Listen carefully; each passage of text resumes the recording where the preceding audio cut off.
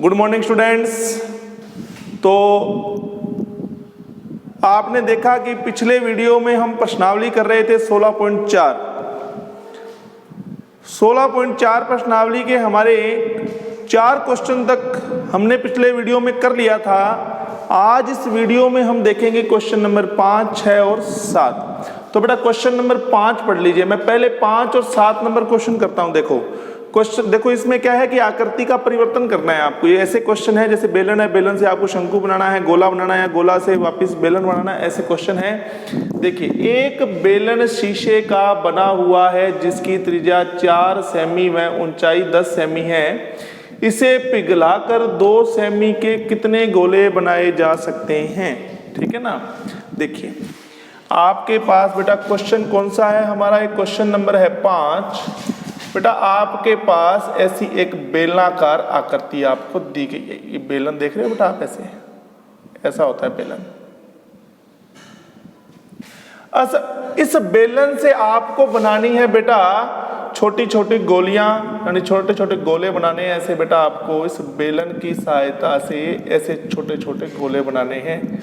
आपको ये बताना है कि ऐसे कितने गोले, ठीक है, इस बेलन को पिघलाकर आपको क्या बनाना है? गोले बनाने हैं।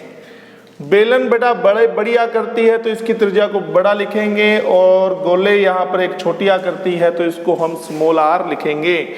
अब बताइए बेलन की त्रिज्या कितनी दे रखी है आपको? 4 सेमी, ठीक है, और ऊंचाई क्या दे रखी है आपको? 10 सेमी। बेलन की त्रिज्या और ऊंचाई आप यहाँ लिख लीजिए। अब जो गोले आपको बनाने हैं उसकी त्रिज्या क्या दे रखी है आपको? 2 सेमी। सवाल फिर एक बार दोबारा पढ़ लीजिए कि बेलन से आप कितने गोले बना सकते हैं। ये बेलन था, इससे आपको ऐसे छोटे छोटे गोले बनाने हैं। उन गोलों की संख्या ज्ञात करनी है, कितनी संख्या होगी। अब सुनिए, ऐसा सवाल आपके पास में जब भी आएगा, बड़ी आकृति में छोटी आकृति का भाग देना है, तो आपको बेटा क्या ज्ञात करना है?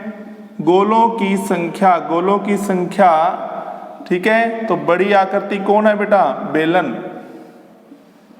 तो ऊपर लिखा जाएगा बेलन का आयतन। छोटी आकृति कौन है बेटा? गोला। तो नीचे आएगा गोले का आयतन, ऐसे, ठीक है, गोले का आयतन। जब भी ऐसा सवाल आपके पास आए, आपसे बेलन की गोलों की संख्या पूछी जाए, तो बड़ी आकृति में छोटी आकृति का भाग देना है। बेलन का आयतन क्या होता है बेटा? बताइए। पाई r स्क्वायर h, और जबकि गोले का आयतन होता है बेटा 4/3 पाई r क्यूब। पाई से पाई तो बेटा आपका कैंसिल हो गया। ये 4/3 है बेटा, ये इसका व्युत्क्रम हो गया 3/4 हो जाएगा, ठीक है ना। तो इसको अपने 3/4 लिख देते हैं ऐसे। ऊपर बेटा बेलन की त्रिज्या कितनी है? 4, तो कैपिटल R का मान आ गया 4, 4 × 4, और बेटा ऊंचाई है हमारे पास में 10 बटा में बेटा गोले की त्रिज्या कितनी है आपके पास? 2, तो 2 × 2 × 2 3 बार आ गया। अब आप कहेंगे सर ये 4 कट गया, फिर ये 4 कट गया, ये 2 से कट गया 5 पर, और 5 दिया 15। तो आप कहेंगे हमारे पास आंसर आ जाएगा 15 गोले। क्या आ जाएगा? 15 गोले, ठीक है। तो ये हमारा प्रश्न नंबर था 5। अब हम करेंगे क्वेश्चन नंबर कितना? 7, ठीक है। इसको मैं इरेज कर रहा हूं बेटा, देखो। अब हम करेंगे ऐसा ही सेम आकृति परिवर्तन वाला कौन सा प्रश्न? प्रश्न संख्या 7। तो बेटा पहले आप प्रश्न पढ़ लीजिए क्या है। चलिए, प्रश्न हमारे पास 9 सेमी त्रिज्या के धातु के गोले को पिघलाकर 3 सेमी त्रिज्या और 6 सेमी ऊंचाई, ठीक है। देखो बेटा एक धातु का गोला दिया हुआ आपको, उसको पिघला करके आपको शंकु बनाने हैं। उसको पिघला करके शंकु बनाने हैं। एक आपको गोला दिया गया है ऐसे, ठीक है। इससे क्या बनाने हैं आपको? ऐसे शंकु बनाने हैं छोटे छोटे, और इन शंकुओं की आपसे पूछी गई है संख्या। तो बताओ बड़ी आकृति कौन सी हुई? ये बड़ी आकृति हुई, और वो क्या हुई? छोटी आकृति। तो जब भी ऐसा सवाल आता है, बड़ी में छोटी का भाग देना है। बड़ी आकृति की त्रिज्या लिखिए कैपिटल लेटर से, क्या है बेटा 9 सेमी। बेटा इस गोले की त्रिज्या आपको 9 सेमी दी हुई है, गोले के पास तो सिर्फ त्रिज्या ही होती है।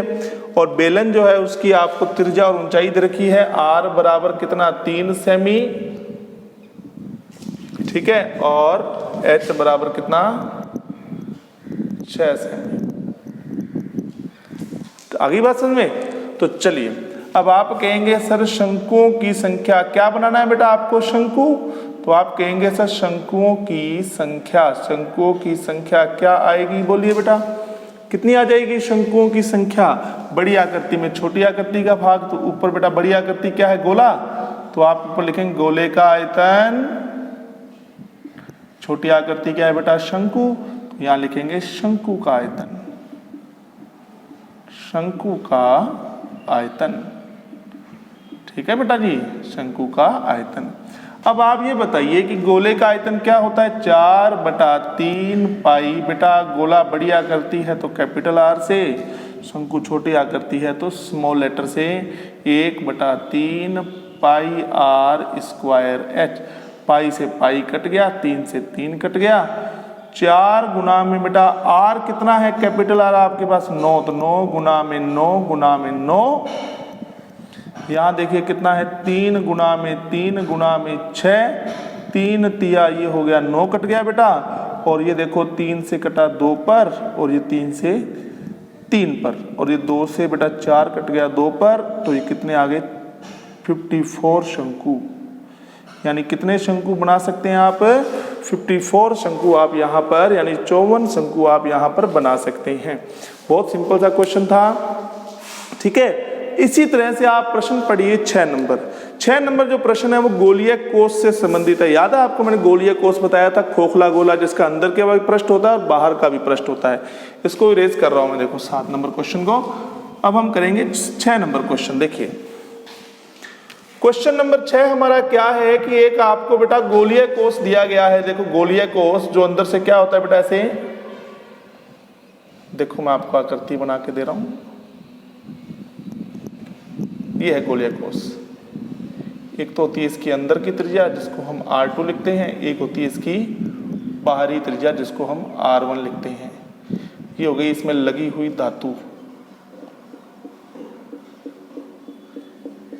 ठीक है, और इस सवाल में इस धातु का आयतन पूछा गया है, ठीक है। देख लीजिए 9 सेमी त्रिज्या के एक खोखले सेल को 2 सेमी मोटा है। बेटा कितना मोटा है, ये मोटाई कितनी है इसकी 2 सेमी, ये मोटाई 2 सेमी है, इसलिए बाहरी त्रिज्या और आंतरिक त्रिज्या में 2 सेमी का अंतर आ जाएगा, क्योंकि बाहरी त्रिज्या जो है वो 2 सेमी ज़्यादा होगी आंतरिक त्रिज्या से, क्योंकि 2 सेमी मोटा है ना, इसलिए बाहरी त्रिज्या 8 सेमी दी गई है। यानी आप कहेंगे सर R1 का मान हमें 8 सेमी दिया गया है, तो कहने की जरूरत ही नहीं है, आप समझ गए होंगे कि आंतरिक त्रिज्या 2 कम हो जाएगी, यानी कितना 6 सेमी हो जाएगी, ठीक है। अब आपको कहा गया इसमें लगी धातु का आयतन। बेटा क्या पूछा गया है, धातु का आयतन। धातु का आयतन निकालने के लिए कहने का मतलब आप ये मान लीजिए कि आपसे तो बेटा गोलीय कोष का आयतन पूछा गया। गोलीय कोष का आयतन क्या होता है कि बड़े गोले में से छोटा गोला घटा दो। याद आया कुछ मैंने आपको बताया था, ये फॉर्मूला था अपने पास में।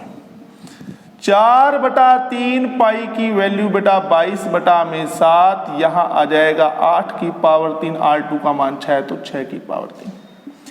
4/3 इंटू 22/7 गुना में बेटा इसको कितना लिखेंगे आप 512, और ये हो जाएगा 216।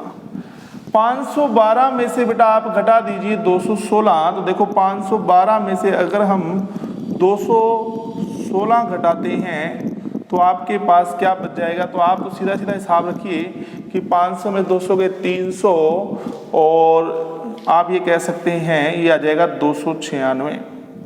कितना आ जाएगा 200, इसको आप लिख दीजिए ना 22 चौका 88 बटा में 21, 296, राइट।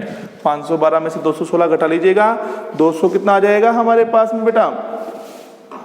क्वेश्चन अपना बिल्कुल सही है, कैलकुलेशन बेटा आप इसकी स्वयं करेंगे, ठीक है।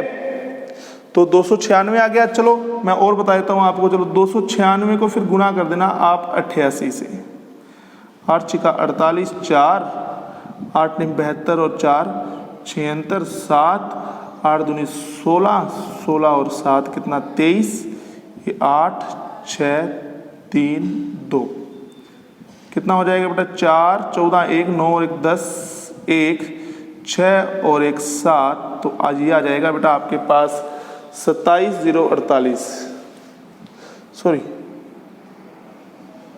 10, 5 और 1 6, 26,048 कितना आ जाएगा बेटा 26,048 और बटा में बेटा भाग देना है आपको किससे 21 से। अब इसका भाग दे करके जो सही आंसर आएगा वो आप मुझे कमेंट बॉक्स में लिख करके कमेंट करेंगे। तो बेटा आज के लिए धन्यवाद।